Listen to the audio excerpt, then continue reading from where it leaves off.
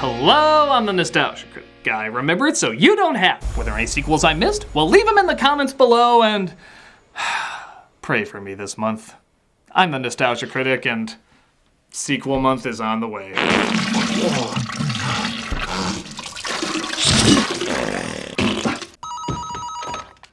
Oh, Toby? This is my contractually obligated cameo! All good here. Come home soon. Bye. But that doesn't seem to help things as Alvin gets way too into his game. I'm gonna crack you like an acorn and eat you for dinner with some fava beans and a nice Chianti. You're right, movie. More kids do need to see Silence of the Lambs.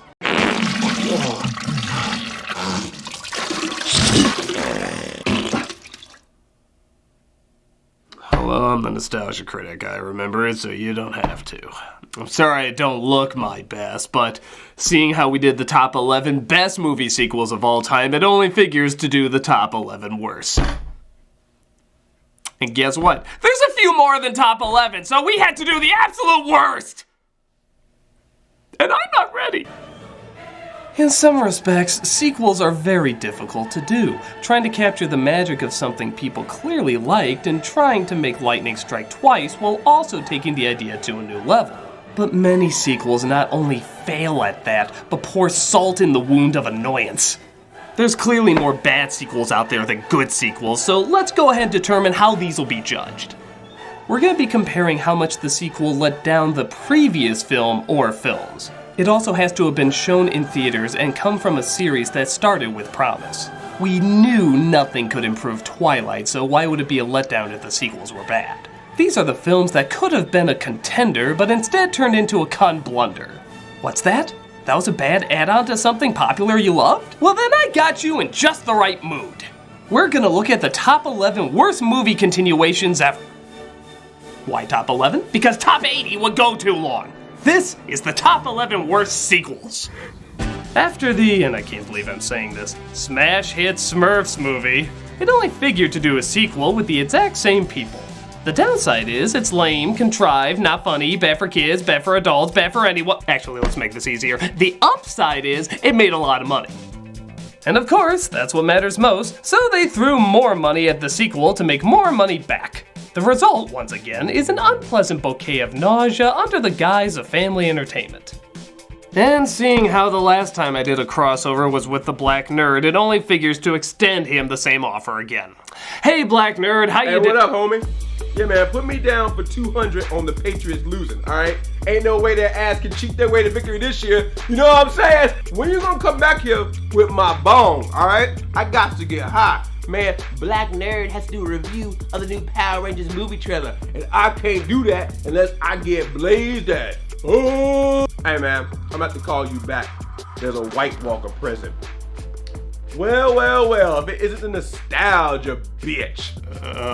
Hi, Black Nerd. I was reviewing Smurfs 2 and was wondering and I get it. You thought I was gonna leave beautiful sunny California to fly to your neck of the woods in the dead of winter to talk about a damn Neil Patrick Harris Smurf sequel with your punk ass? Well, I don't know about my ass's punk qualities, What but the hell's wrong with you, man? You think that's all there is to me? You think I'm all just Smurfs and Ninja Turtles and Power Rangers and Tiny Toon Adventures and shit? I don't know. I'm a grown-ass man. What about you? You sit around all day watching 80s and 90s kids TV shows and movies? I don't know.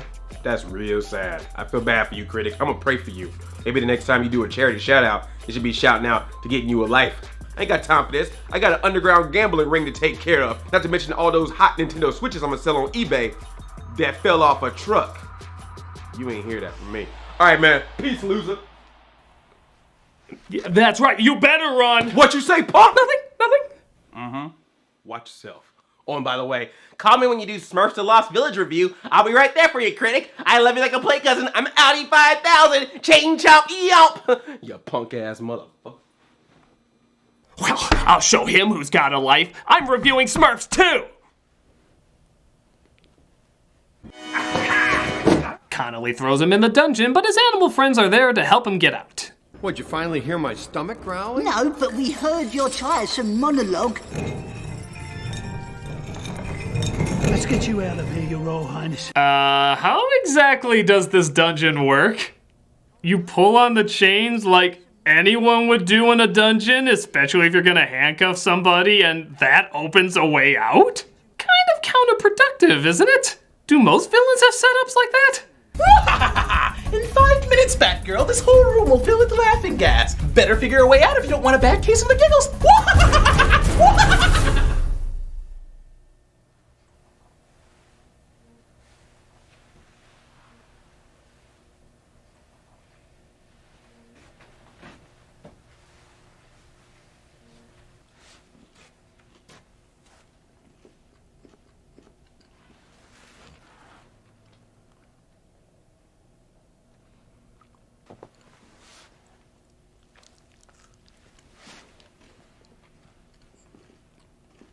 Hey, boss, we gotta go. But he gets interrupted and has to head out. So their car suddenly turns into a cartoon.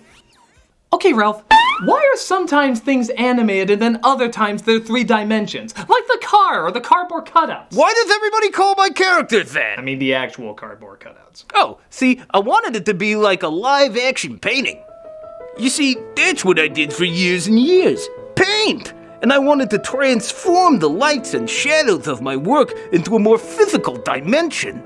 In fact, originally I was gonna call it Background, the movie. You just don't understand, Critic. He's showing the anguish of our utilitarian world colliding with the abstract of untapped potential.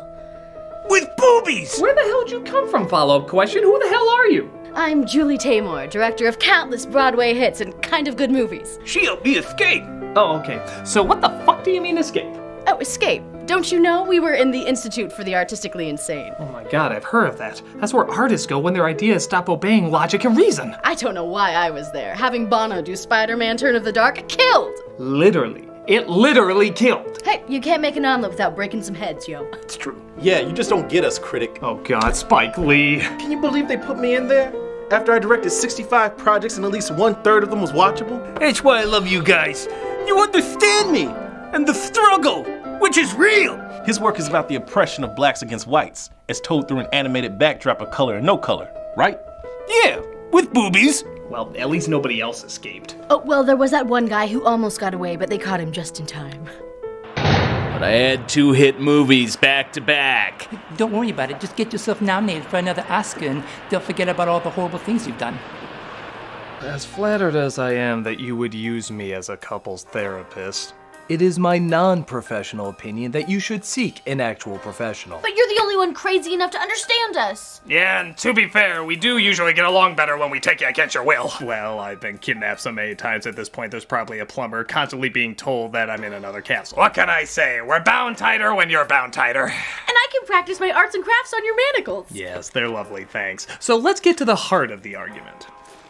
Rather not talk about it. Good, I'd rather not hear about it. Key, please. It's just that we thought that we agreed on every single thing and we found out that there's one major hiccup.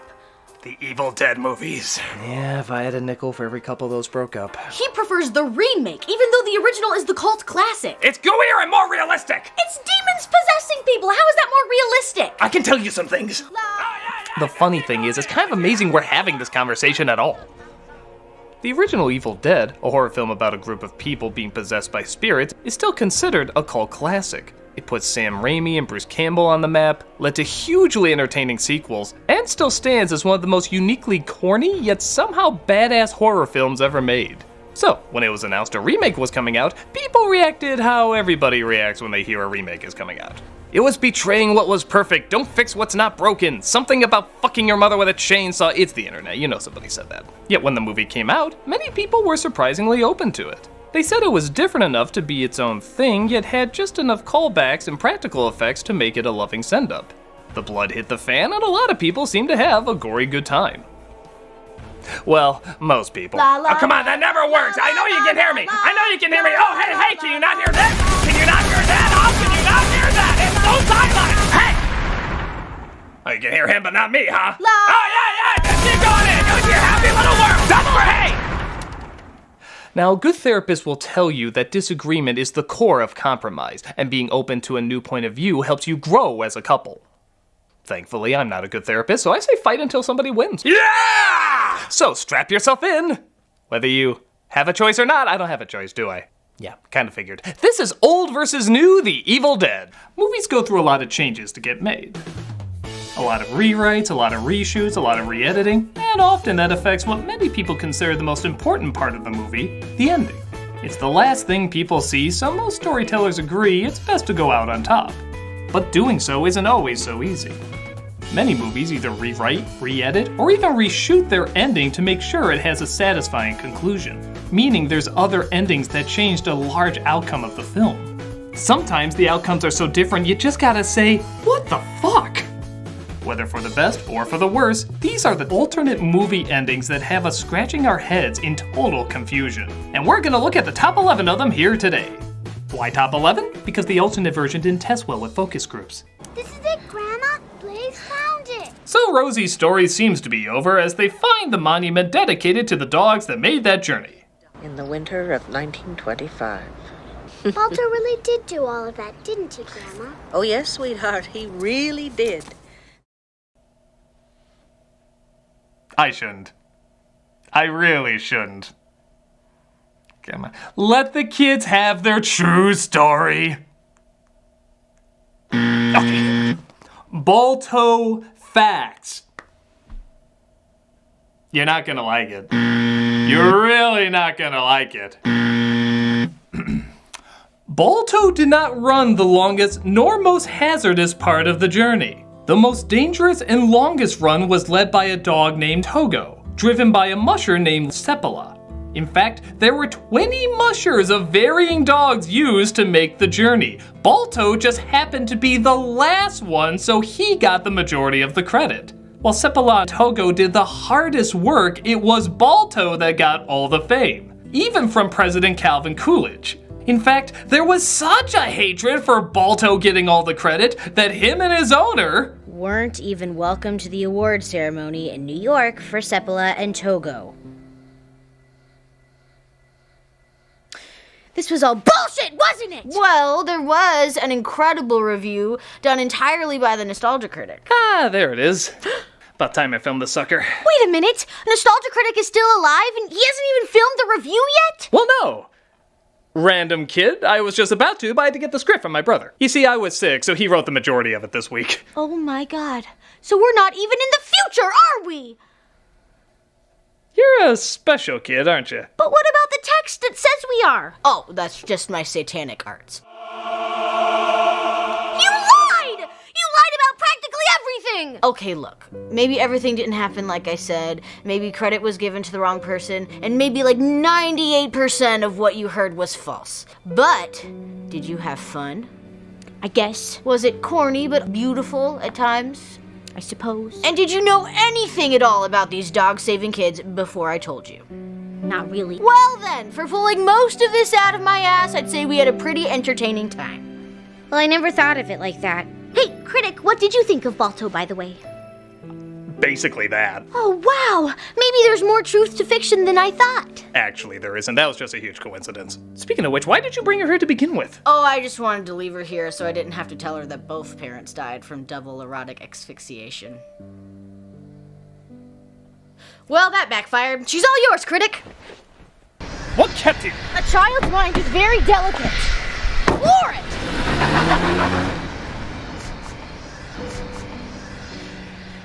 Don't worry.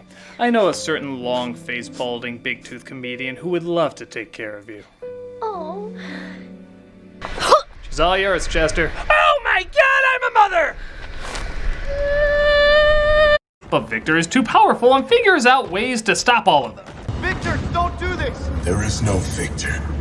There is only doom. I'm not wasting the clip on you.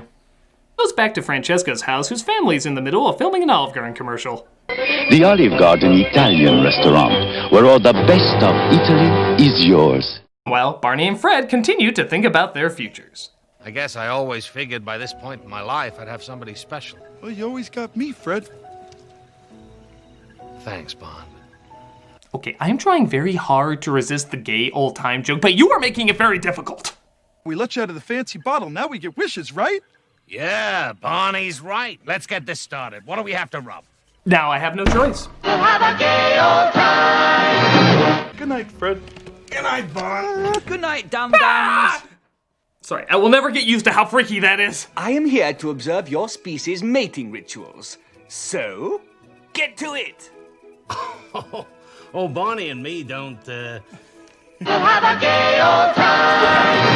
Okay, is my joke playlist just gonna be nothing but this? She invites her back to celebrating her father's birthday while Fred thinks about proposing to Wilma. Seems a little fast, but to be fair, this movie does feel like years have gone by. So, Bon, what do you think? Oh, Fred, you shouldn't have. If the bride don't show, you'll be spending your wedding night with me. Hey, what happens in Rock Vegas stays in Rock Vegas. Did I mention his name is Rock Vegas? Meanwhile, Fred and Barney sulk in a jail cell. We'd be with them right now if I hadn't been so stupid. Now I could have told you that. So you're gonna bust us out of here? Whoa. Do I look like the cavalry? Those outfits are adorable. You two know I can't actually interfere. If you do, I'll make sure you never do another Spy Kids.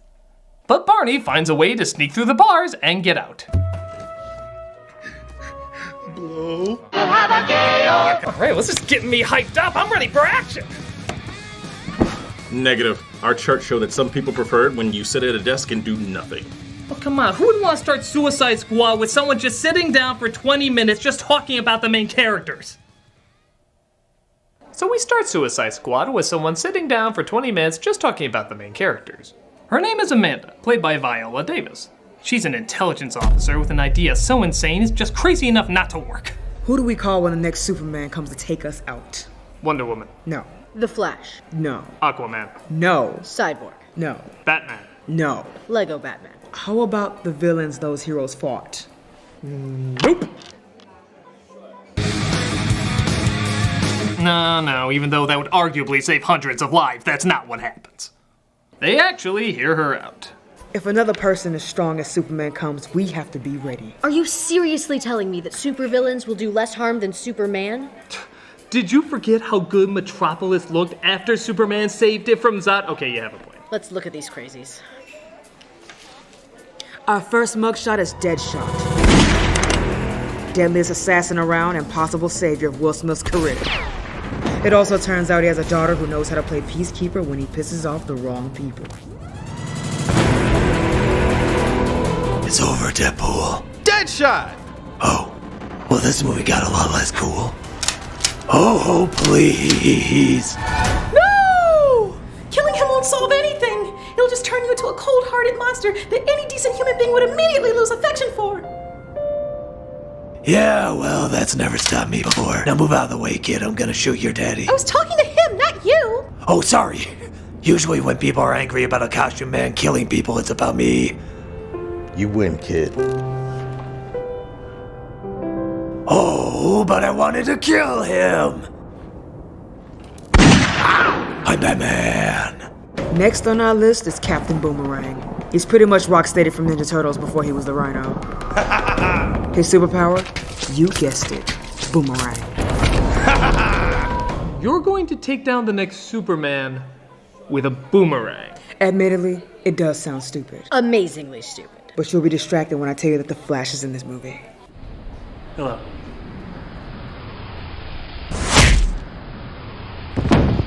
Oh, what is that disgusting reptilian beast? That's the reason people are gonna have to call us Academy Award-winning Suicide Squad. Our ticket to best makeup of a Star Trek film for some reason. The scaly wonder himself, the Croc. I'm a dinosaur.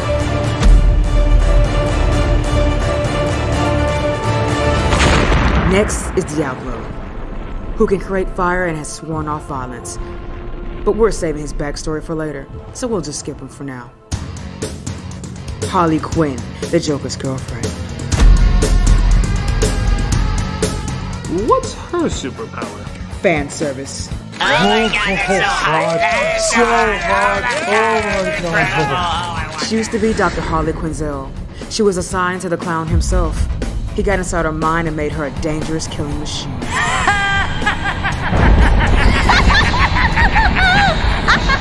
Okay, are you reading her criminal record or her trading card? Oh, Guess her trading card. Well, what does her criminal record say about how she can help us? She has a mallet. Okay, last one. Okay, last one. The Enchantress. A young doctor went exploring in a cave and got possessed by an evil witch. She wants to take over the world and may have the power to do so. Under our control, though, she is the most powerful thing alive. And that's all you need. What? The Enchantress. That's all you need. You can chuck the rest of that binder into the garbage. Hey, I worked hard to find the worst of the worst. And you came across boomerangs, mallets, guns, a petting zoo, and a guy who makes fire who no longer makes fire. This is all you need. All your attention should be on her. He's right. We don't need to worry about them as long as we have that witch under control. Yeah, what do you got her under lockdown or military surveillance? Better. We have one guy looking after her in a hotel room. But that's clearly not enough! What are you, a moron? I can assure you it's okay. I can call to prove it.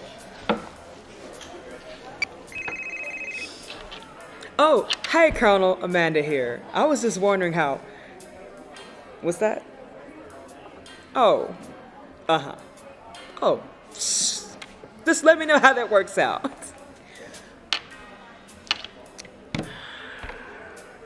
So it appears she's escaped. Who would have known a person that's bent on taking over the world will try to rule the world? I guess it makes a lot of sense for the Predators to do that because our human characters sure as hell aren't a lot of fun to kill off. Christ, we went from Schwarzenegger to this. Take his skull, Frank. I don't want to take his skull. You take his skull. Fine, neither of us will take his skull. We'll just let time kill him and piss on his corpse. Hi, I'm Time. Mine's bigger. Shut up, Frank. Well, let's take a look and find out. This is... What is this? What? Ha! This movie is not nearly feminist enough and we need to talk about it. Man, no! We have to talk about how if this movie isn't good, it'll end all female superhero movies. Yeah! No, forget it. I'm not grabbing any of your complaint bait. But there is so much to get needlessly upset about. Man, yes! Now look! Other people can talk about the political, social, equal, not equal, whatever issues. I just want to judge this movie as a movie. So piss off! But as a feminist, I'm deeply insulted. I actually thought that the movie was pretty good. Shut up, I'm being offended for you. Oh. We need to talk about...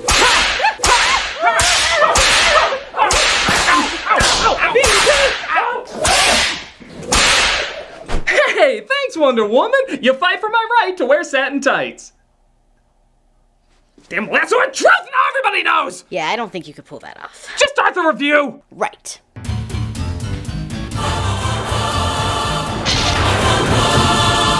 We start off with our main character, Diana, as a child on the island of that. And she's raised by a society of Amazon women who enjoy their bright, colorful landscapes and the beautiful... Wrong. God. What is this? Color? Stupid, dude. Yeah. And what's that? The sun? What DC movie have you been watching? Hey, can you get rid of that for me? Yeah, I'm on it. No more sun. All right, out of the way. Gotta make some changes here. All right.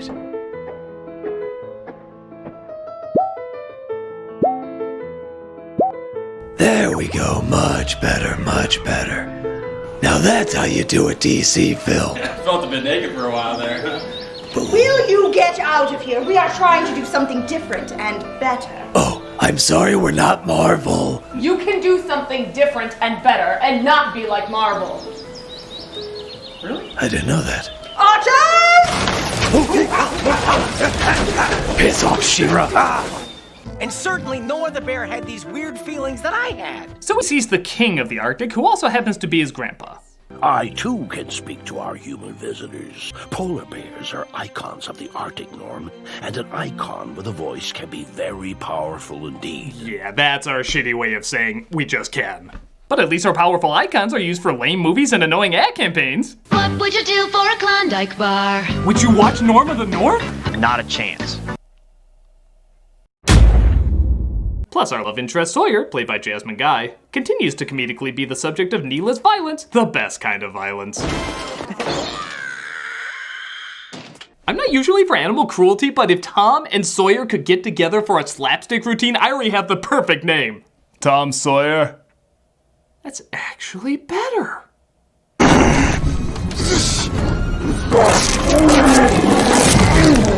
Mr. Giant, I swear I ate all my vegetables.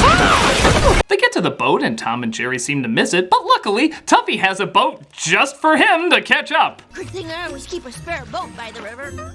There's so many whys and so little time, I'm just gonna list them here. Feel free to go back and look at them if you wish. They get in the boat, and sure enough, they go through the tunnel. Okay, movie, I'm not gonna lie. This is the one scene I'm looking forward to. I just have to know, how does insanity depict insanity? What does a reflection of a reflection look like? You can't have the balls to have them chop off a chicken's head or say the fires of hell. I actually have no idea what's in that goddamn thing. And I'm surprisingly excited to see your interpretation of it. Okay.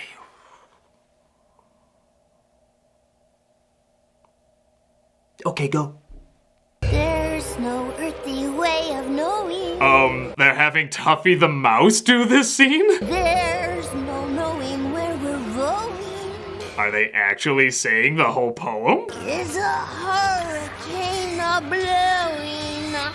Not a speck of light is showing, so the danger must be growing. Was that a toy dog in the background? Are the fires of hell a-glowing? Oh my god! He said it! He said the word hell is officially in a Tom and Jerry cartoon! Is the Grizzly Reaper mowing? Yes! And they're certainly not showing any signs that they are slowing! This is amazing!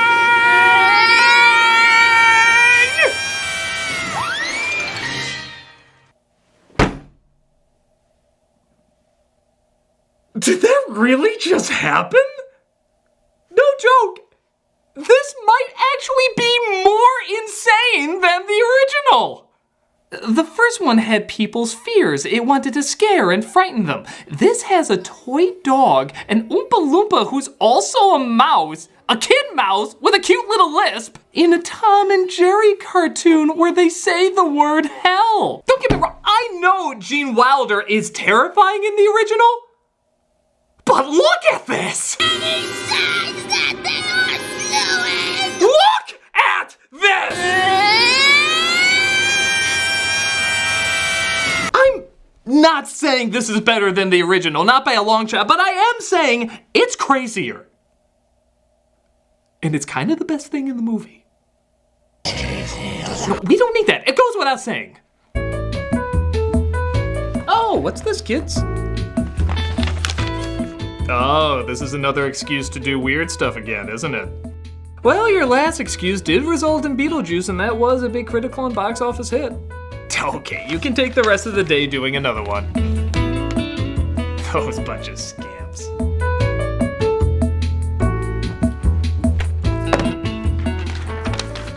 This is another excuse to do weird stuff again, isn't it? Okay, look, the last time you did this, you made little monsters, and that wasn't nearly as good. So I want you to try a lot harder this time, okay? I'm sure they'll get it this time around.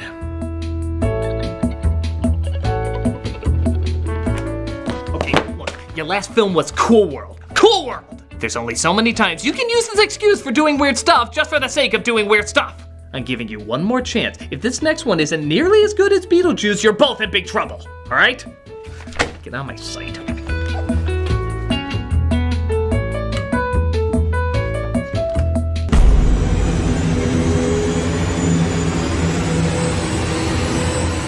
Did you enjoy Monkey Bone? I will not breathe. I will not breathe. Well, how can you accomplish that if you're saying it? It opens with what I can only describe as the most Americanly violent intro a kid's film could throw at you. The Statue of Liberty is under attack because crashing through the sky comes the fearful cry of Cobra. And if you doubt that, the 80s sing it! Crashing through the sky comes a fearful cry, Cobra! Boo! Boo! love that one guy echoing Cobra in the background. Like he got lost from the group and is trying to call for him.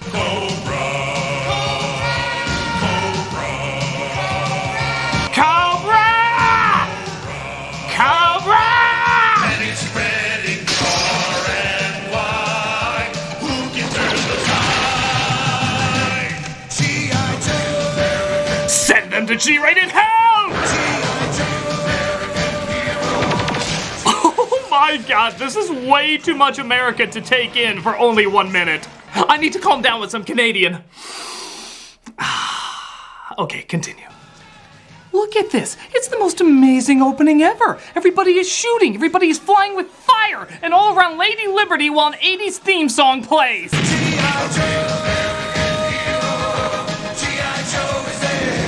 If the American flag could lift a tank and eat bullets, this is the movie it would do it in. The animation is spectacular, every moment leaping off the screen in a blaze of glory. This is the kind of military porn Michael Bay wishes he could make. You know, instead of... Call it an homage, sir. A what? Oh, shut the hell up and play my jam!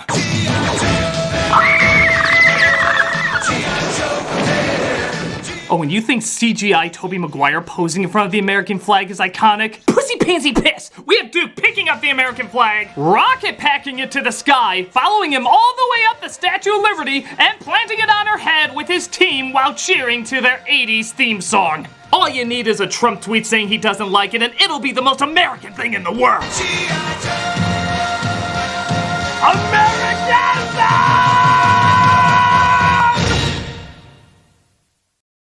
America?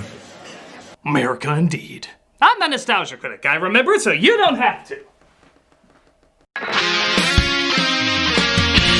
Oh, that's right, there's more! Sorry, it totally could have stopped there and I would have been 100% satisfied. No joke, if anyone ever involves a celebrity in something I like, I always fall for it. Hello? Hello, it's Nicolas Cage. The Nicolas Cage? I will no way question this. Naturally, I want you to join me and Tony Goldmark in the other room. We'll dress like bears and sing DuckTales in Egypt. You got it! Oh, by the way, this call is collect, because I just collected your dumbass! God damn it, Tony, no wonder they call you some jerk with a camera. And I got it all on camera. Well, great, you exploited my very specific foible. And it was amazing. Ha!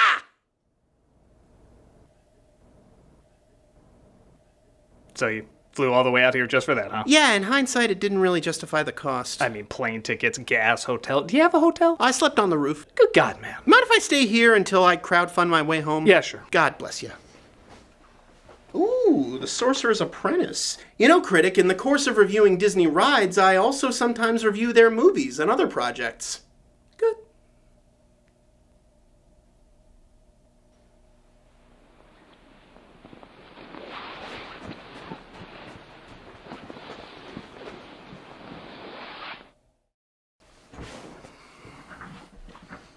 But they release another ancient evil, a giant Chinese dragon.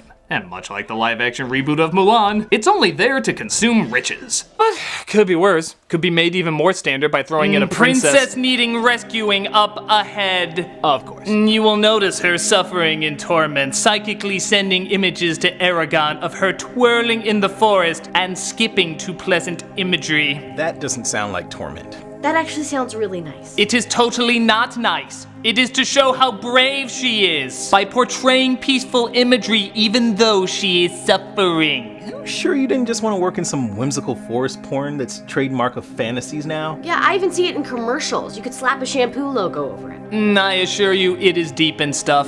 As Jeremy Irons says in this scene. If I don't, she'll be killed. Yes, and it's a sacrifice she's happy to make. Yeah, how can someone be happy to make a sacrifice? Doesn't that technically make it not a sacrifice? I don't know. Is what I would say if this was a video where you could hear me, which it is not.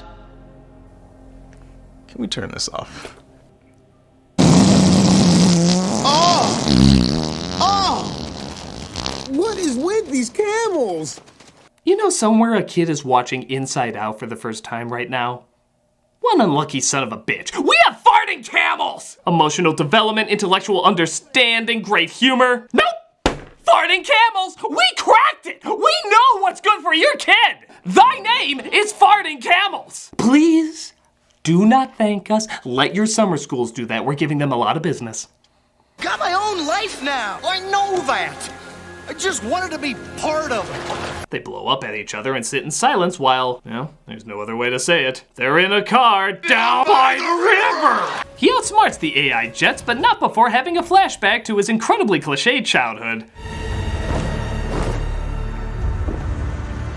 Keep it warm for me. Maxine Jones. This is Mr. Pettibone. He's our official skeleton in the closet. I work in the closets of all the old houses, keeping their secrets. You know what you're doing! You know exactly what you're doing! Does everyone have a skeleton in their closet? Almost everyone, little miss. The ones who are brave enough to experiment! When it comes to Halloween night, I love nothing more than to roll the bones at a good party. Roll the bones will have a completely different meaning when you get older. There are so many of these jokes, guys. As the credits roll, we see a little boy named Georgie and his stuttering brother named Bill. Okay, for the sake of dialogue, we'll switch him out. New White Bill, do you think that the SS Georgie is ready to sail? She sure is. She? You always call a ship a she. Even if it's called the SS Georgie? You want to get to the real problems of this film or not? Yeah, no, okay. He's excited to test out his paper boat in the rain, but not before he gets what he needs in the creepy basement. Yeah, I'm pretty sure you're not gonna kill me off before the credits end, and also, everybody knows that drain sewer scene, so I'm just gonna assume that those are light bulbs. Well, you don't have to be so mean about it. Georgie loses his boat in the drain, though, coming across the infamous clown, Pennywise. Hiya, Georgie. Nope. Hey, wait, where you going? He traps her in an empty swimming pool, a unique spot for a climax. But Loomis shows up to end it all. No, really, it's totally over. You know the rules, you kill the monster once, he's never coming back. Oh man, you did that so fast you didn't even give me time to finish my joke. Now we're gonna talk about the Mummy film that's worth talking about. You said it, critic. No! Wait, what are you doing here? I want to help you talk about the Mummy movie that's worth talking about. Oh, of course. With your love of monster movies, it only makes sense that you want to talk about the 2017 Tom Cruise version. What are you, out of your mind? No, but the movie is. It's one of the most dumbass reboots ever, and we need to talk about it. Yeah, but what about the original Mummy? You mean the 1932 classic with Boris Karloff and the Carriage series starring Lon Chaney Jr., or the 1959 Hammer version with Christopher Lee? You mean the good ones? Well, I already talked about them on Cinemassacre. Here's the link. What? Don't advertise your channel on my channel! Look, everything about the classic versions has already been said. They're masterpieces. But this new one, we need to give it what it deserves. Oh my god. So we're really ending Nostalgia-ween like this? Will it still even be October by the time this comes out? It doesn't matter. To defend the honor of the classic mummies, we have to do this. Fine. All right. Next week, we'll review one of this year's biggest nostalgia cash grabs, resulting in one of this year's biggest bombs. Oh, Amon-Ra, God of gods, death is but the doorway to new life. We live today, we shall live again. In many new forms shall... Oh, shut up. Screams, buildings blow up, people run, yeah, pretty generic shit. This doesn't even feel like a theatrical film. Feels like a Sci-Fi Channel movie of the week. But hey, look, they have the face in the storm. It's not the original Mummy movie, but it's a Mummy movie. They even have the Brendan Fraser moment of somebody making a stupid face while stating the obvious. Wow, that was intense. What was that? Oh, that just felt like a line that was put in for the trailer, so I just threw that in there. Isn't all of this just a trailer already for future films, though? Last time on Nostalgia Critic Z, Critic was confronting the worst anime adaptation of all time. No, the other one. There you go. So, shitty movie. You think you can piss off a legion of fans with your misunderstanding of source material? Your silence only enables your guiltiness. Now I will show you the meaning of pain. You can't fight this evil alone. Masako X from Team 4-Star joins Nostalgia Critic's fight. Masako X from Team 4-Star, you've come to join my fight? I totally just said that. You need a true Dragon Ball fan to understand this outrage. What do you know about Dragon Ball that I don't? Plenty. Like how he cut to the extreme wide shots to save on lip animation. And your anger over this will be represented by zoom out combined with grunting and clenching your teeth with your eye twitching. Grunt! Grunt! Now I will fight you by doing the same move repeatedly, and you doing the same dodge repeatedly. You fools are missing the real enemy.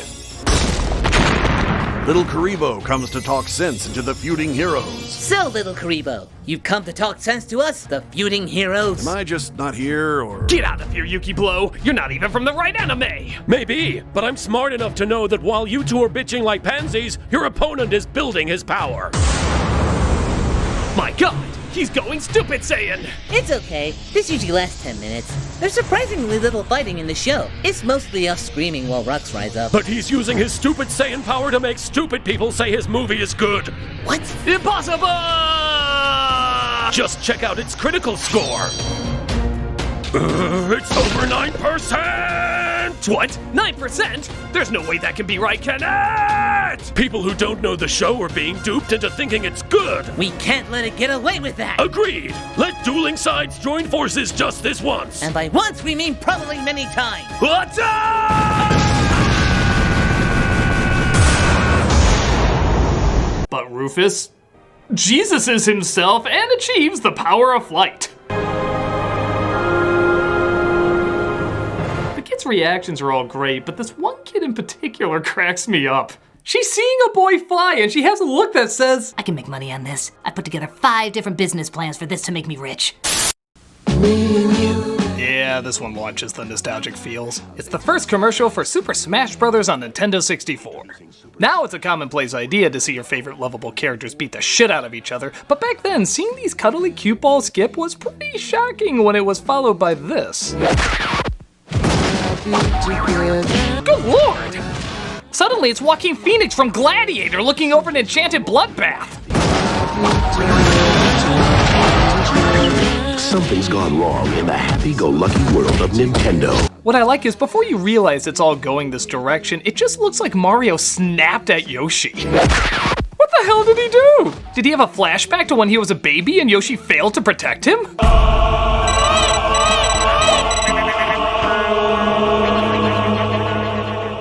Never forgive, asshole! You're a dickhead, Mario! You're the dickhead! I'll beat the shit out of you! Yeah, you want some 10 points to whoever threw Pikachu twice, by the way. Why were they even skipping if they were just gonna fight? Is it like a Clockwork Orange where Mario knew he was gonna jack them up?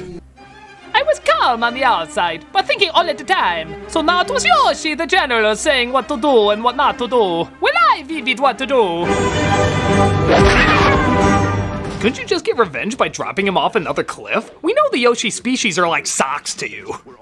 Ultra violent as hell, but pretty funny too. This commercial hits hard in the laughs. Only on Nintendo 64. I was cured, alright.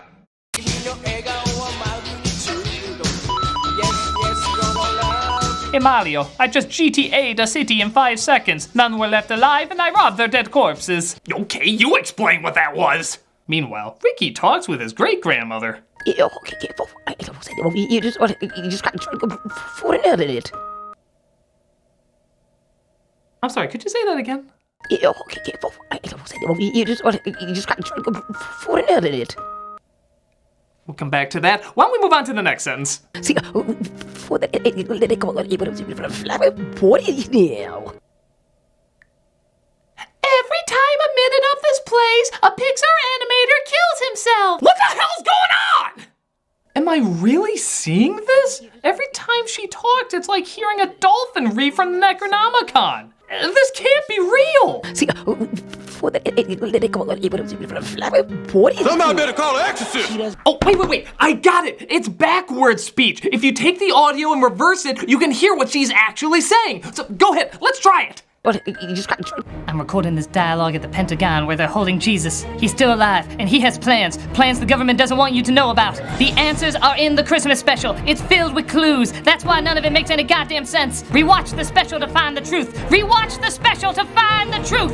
Oh my god!